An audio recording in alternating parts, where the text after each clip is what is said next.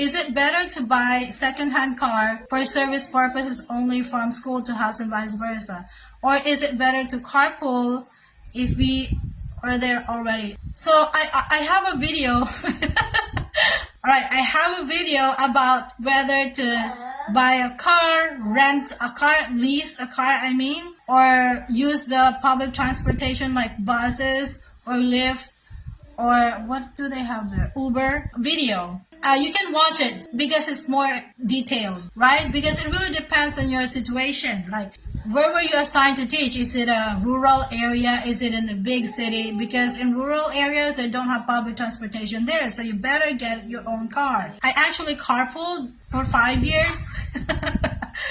Because I was lucky that I was working at a school with another Filipino teacher, and she's very kind. So I've been carpooling with her. I carpooled, and then when I moved, and we also live in the same apartment complex, so carpooling is easy for us to do. So we just have an agreement how much I will pay her each month. And when I moved to a different apartment, I carpooled again to my housemate. She's my housemate. So carpooling is a very good option for me, right?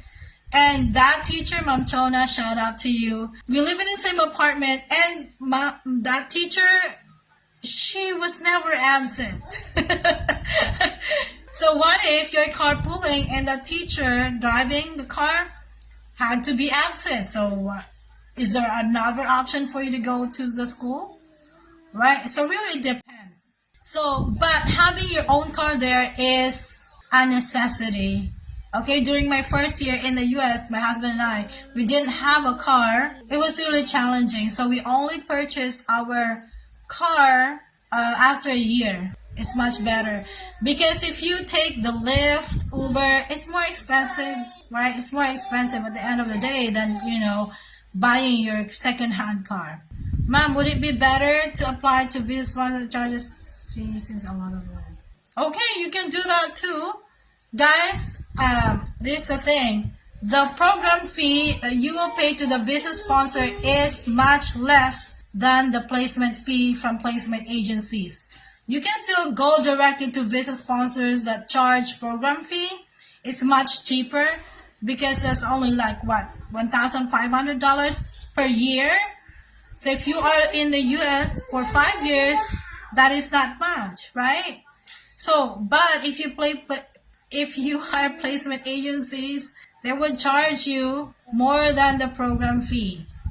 And what if they connect you with a visa sponsor that charges program fee? Then that's an additional cost for you. Do you need to have PRC teaching license to teach in US, or bachelor is enough?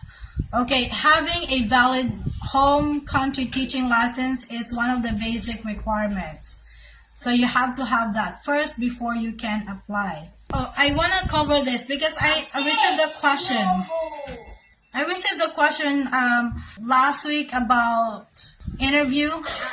The job offer, guys. The job offer, the visa sponsor has no kind of like hand in it.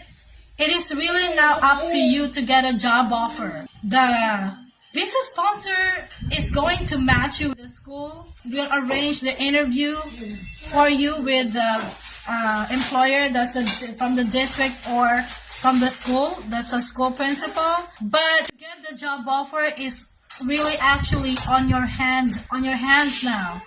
You are totally in control of it 100%. Your visa sponsor is not going to tell the employer, hey, you should hire her. No. They will collect your credential information. They will kind of like filter the applicants to make sure that all the applicants that the employers are going to interview eventually have been vetted well. But whether you get a job offer or not really depends 100% on you. How did you do in your interview? So really make the best impression. So your visa sponsor can no longer intervene for you. When you are on your job interview, think of it like you're selling yourself, right? You're marketing yourself. So make sure to present yourself well, prepare for your interview. Don't take it for granted because that could be the only interview chance that you will have. And you don't want to be picky too. You don't want to be choosy. If a school offers you a job offer, take it, because you may not have another chance for an interview again. So you will have to wait for the next application season.